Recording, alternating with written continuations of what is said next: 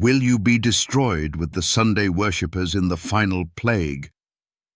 The final judgment is approaching. The last plagues described in the book of Revelation are not symbolic, they are real and they are coming. One question will determine your fate. Will you stand with God and His commandments, or will you side with the traditions of men? If you're following Sunday worship, you may be standing on dangerous ground. This isn't about personal opinions or denominational preferences.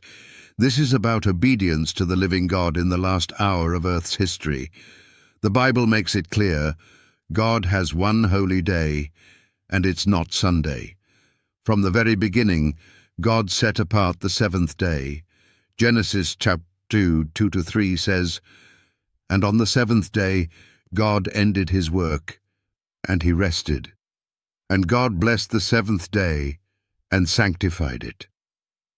Not the first day, the seventh day. That's the day God made holy. Then, in Exodus 20:8-11, God commanded, "Remember the Sabbath day, to keep it holy.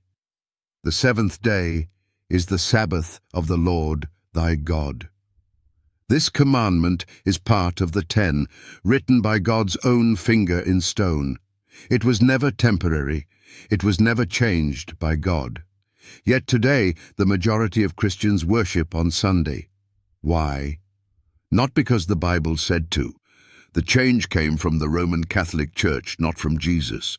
The Convert's Catechism of Catholic Doctrine says, "The Church substituted Sunday for Saturday, by the plenitude of that divine power which Jesus Christ bestowed upon her." That's a direct admission. They claim authority to override the Bible. But Revelation 14:12 warns us that in the end times, God's faithful people will be those who keep the commandments of God and the faith of Jesus. The final battle is not just between good and evil, it's between obedience and rebellion. Revelation 16 describes the 7 last plagues. These are not natural disasters or random events. They are targeted judgments on those who reject God's truth.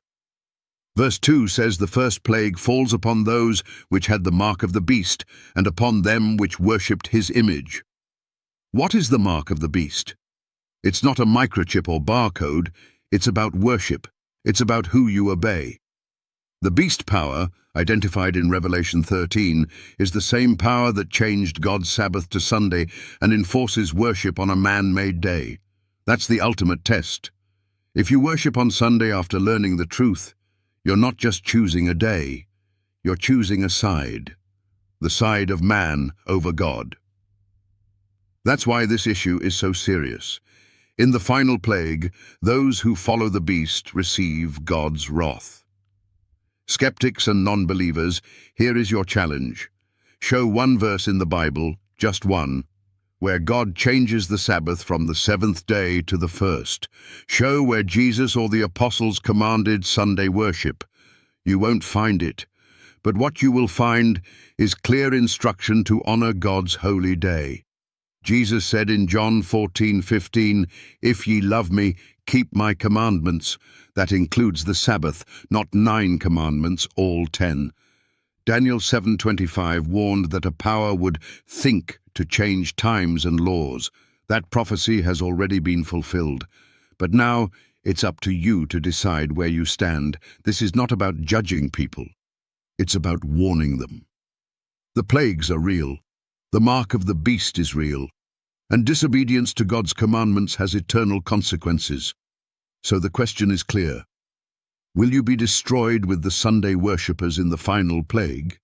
Or will you stand with God, keep His Sabbath and receive His seal of protection?